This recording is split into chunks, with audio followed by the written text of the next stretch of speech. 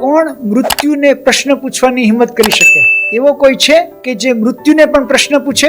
એક વખતની વાત છે. એક નાનું બાળક જેનું નામ નચિકેતા હતું, પિતાએ ગુસ્સામાં આવીને તેને મૃત્યુને આપી દીધો. પણ ડરવાને બદલે અને રડવાને બદલે નચિકેતાએ યમરાજના દ્વાર તરફ જવાનું શરૂ કર્યું. આ હતી તેમની જ્ઞાનની યાત્રાની શરૂઆત. એક બાળકને 3 દિવસથી પોતાના દ્વાર ઉપર ખાધા પીધા વિના ઉપવાસમાં નિર્ભય બનીને બેઠેલો જોઈને યમરાજ પણ આશ્ચર્યમાં પડ્યા. તેનાથી પ્રભાવિત થઈને યમરાજે તે બાળકને કહ્યું, તું 3 વરદાન માગી લે. નચિકેતા સ્વર્ગ, સિંહાસન કે વૈભવ એવું કશુંક માગી શક્યા હોત, પરંતુ તે બાળકે શું માગ્યું? નચિકેતાએ માગ્યું, પહેલું, મને જાણવું છે કે મૃત્યુ પછી શું થાય છે. બીજું, આ આત્માનું સાચું સ્વરૂપ શું છે. અને ત્રીજું, સાચું શાશ્વત સુખ શું છે. યમરાજાએ તેને ધન, સુખ, વૈભવ વગેરેથી ખૂબ લલચાવ્યો, પરંતુ